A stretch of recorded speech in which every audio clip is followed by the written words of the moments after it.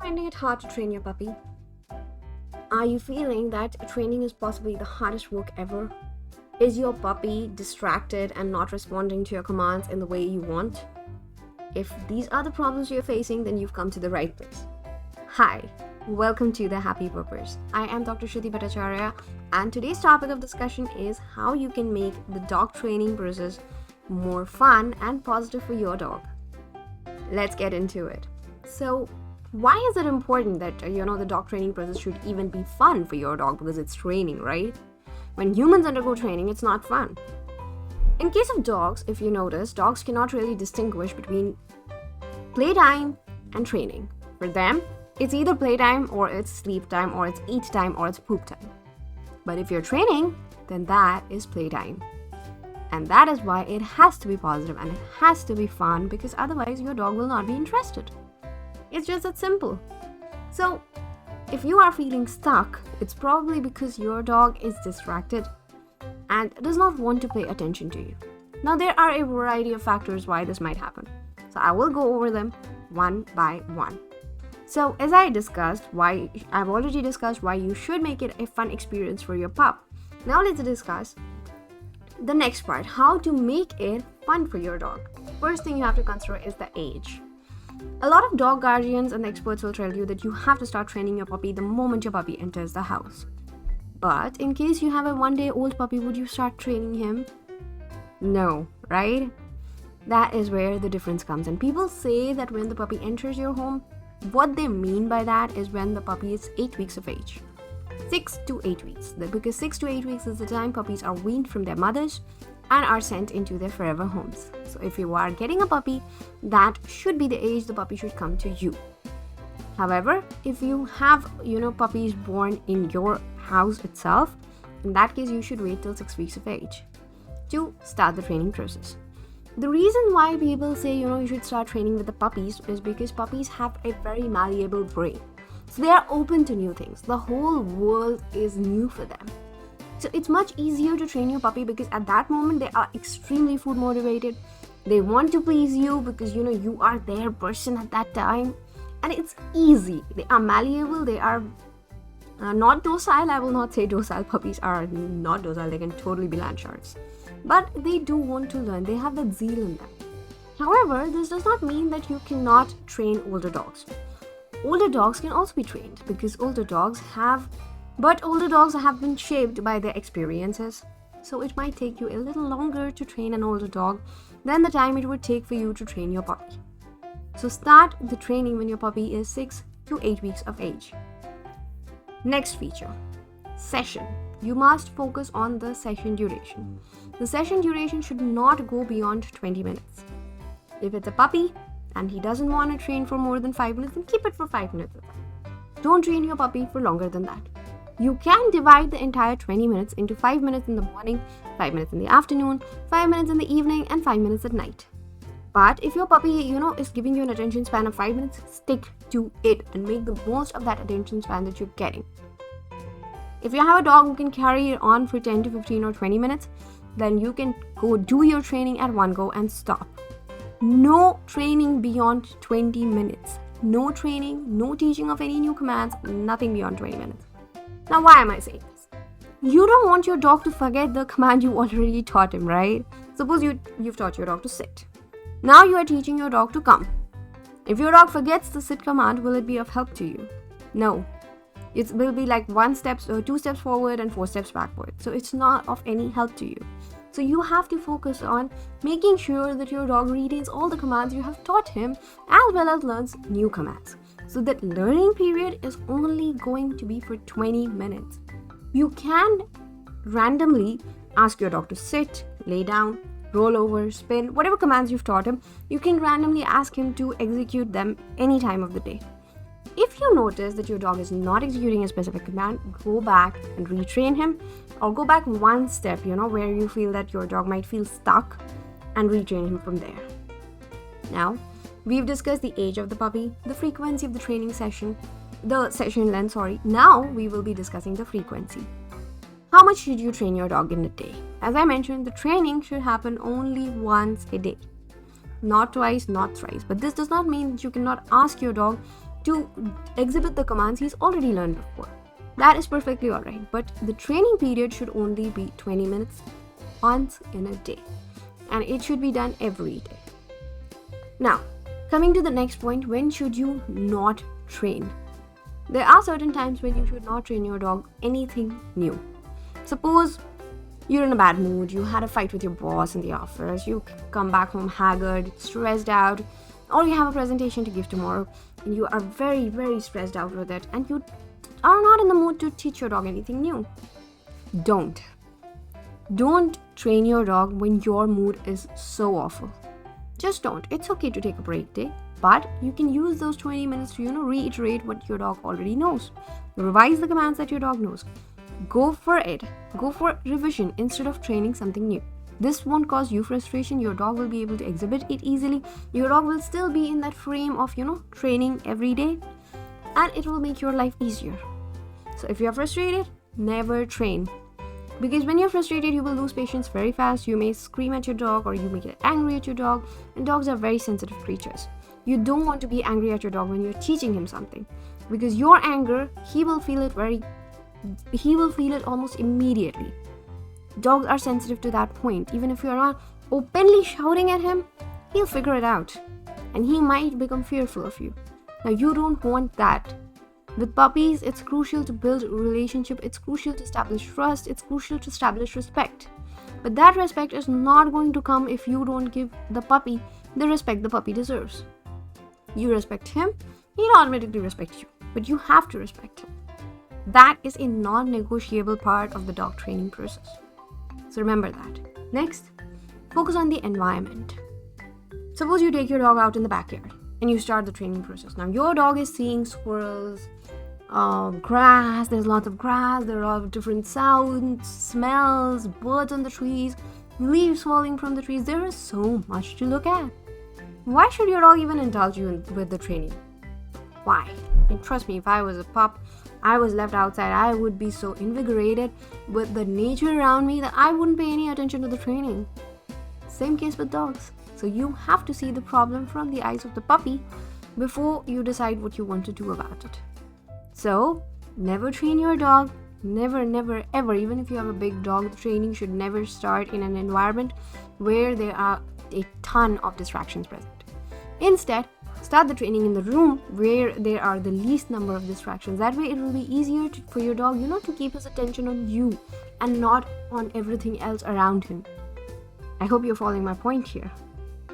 So train in the room where there are least number of distractions. Your dog's attention will be focused on you and the task at hand. Next, patience. The moment you became a dog guardian, everyone must have told you, oh, now you will have to be so patient. Dog training is not easy. You need like a ton of patience, otherwise you won't get anything done and stuff like that. Patience is crucial. You have to be patient with your dog. They are learning new things. Now you cannot expect a child to learn A to Z in one day, right? Do you? It's the same with dogs. One step at a time and one step in front of the other. You have to allow your dog to learn in his time. You cannot force your dog. It's just not an option. Because the moment you start forcing your dog, you will become angry, your dog will become fearful, and he might become aggressive or just fearful. But that is not how you want. That's not the kind of bond you want with your dog. So you have to be very careful during the training process. You have to exercise a lot of patience, provide lots of good treats, and be there with the dog. Now, suppose you have exercised all these points, but now you are still not sure why the training is not working in your favor. Why your dog is not, interested in the training process. Why is he getting distracted quickly? If you are facing this problem, then you need to check the following. Are you providing good enough treats? Now, you may be taking the treats of the best and the costliest brand of dog food, but your dog needs to like the treats. If he does not if he does not like the treats to the extent to follow you, why should he follow your commands? Put yourself in your dog's shoe. Suppose I'm giving you a cookie you don't even like, even though it's of the best company and it's manufactured in the best part of the world. You don't have the taste for it. You don't have the palate for it. Why would you follow my instruction if I tell you that if you do this, I will give you a cookie? You won't. You won't, right? Instead, use that treat that your dog finds absolutely amazing. Like, he will do anything for it. Use that treat when training. That is a treat your dog will not be able to refuse because his entire attention is focused on that treat. The treat I need. I need that treat. So whatever mama or daddy is asking me to do, I will do it because I want that treat. And that is the secret to quick dog training. Literally quick. If your dog's interested, very, very, very, very, very interested in the treat, he will learn any command within seconds and he'll execute it as well. So within minutes, you will have a dog who's learned one command. You can go one command a day.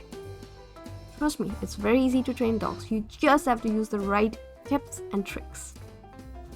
So once you figured out the treat problem, maybe the other problem is maybe you're not using treats itself. Some people actually think that they can train dogs by calling them good boys and good girls. It does not work that way. Dogs are a very smart creature. They may follow you like for, a few minutes, and they will obviously like to hear that good boy, good girl. Oh my God, you're so amazing. They like to hear, appreciation. But that does not mean that the appreciation is the only way to get them to work. A few moments later, that appreciation is going to become stale and your dog will not be interested anymore. Then he'll be like, oh, why should I follow? Again, I'll hear a good boy or a good girl. I'm not really getting anything in return. So you have to be careful and you have to use treats. Without treats, there is no training. Absolutely no training. Next, how will you wean off the treats? A lot of people, don't want to use treats in training because they are worried that my dog will only follow the command if I have the treat in hand. He will not follow it if I don't have a treat and I still ask him to execute it. Now, how to solve this problem? This is basically a mental block in the guardian's mind, not in the dog's mind. See, when you've trained your dog using a treat, yes, your dog does expect a positive reinforcement after he has exhibited or executed the command you asked him. So suppose I asked Delta to sit. So Delta sat down. This is during the training phase, not now. During the training phases, Delta would sit. I would give him a treat. He would be happy about it. Eventually, what I did was I would ask him to sit. Now he has a muscle memory, so his mind knows that he has to sit.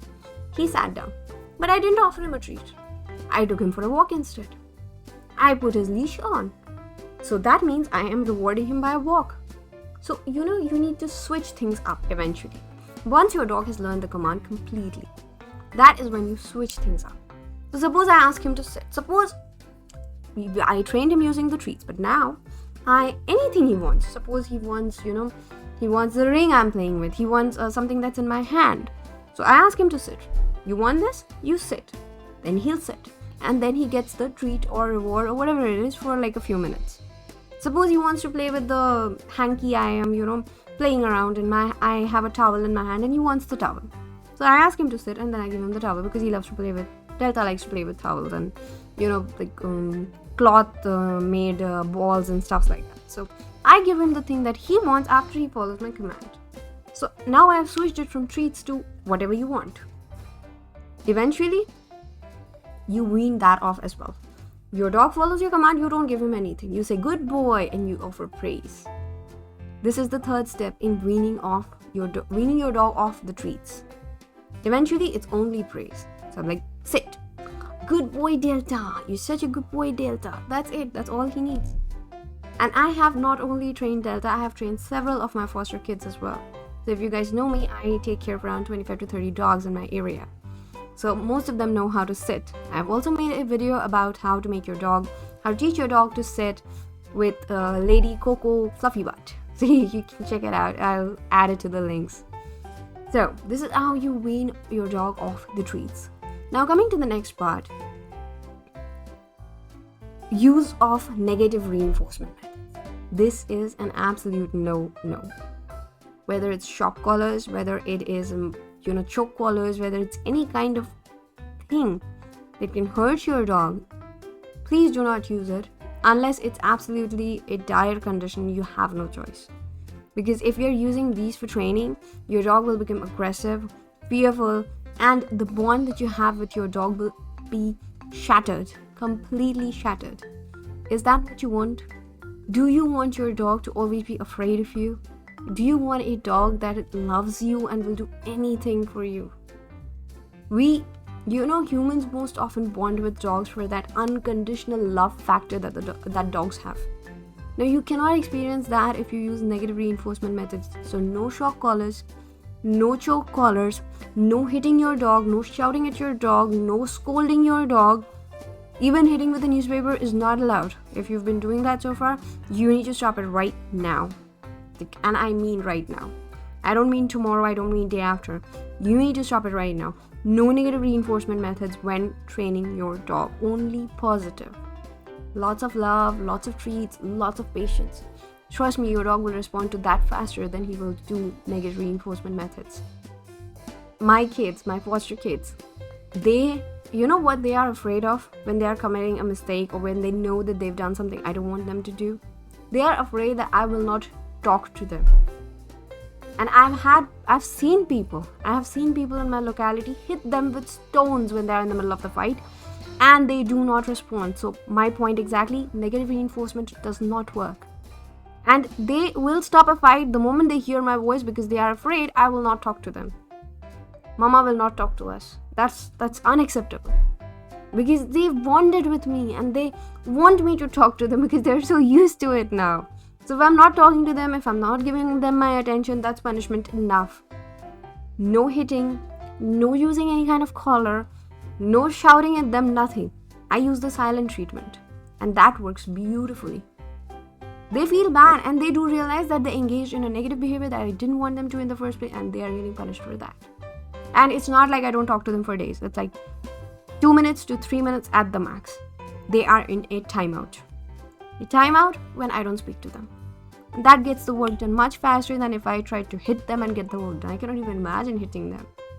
That's just not in my vocabulary. And I request you, if you have it in your vocabulary, please remove it today. Because that is not the way to train your dog. So, this is it for, the positive methods of dog training and how to make it more fun, more engaging, and more interactive for your dog. Please give these, tips a try and let me know if you have any queries. You can easily find me on Twitch. I live stream every day there. So I am on Twitch from 10 a.m. to around 7 p.m. in the evening, Indian Standard Time. So you can ask your queries on Twitch anytime you want. I host a co-working session there actually. So in case you're finding it hard to focus on your work and you're procrastinating, you can come join my stream on Twitch.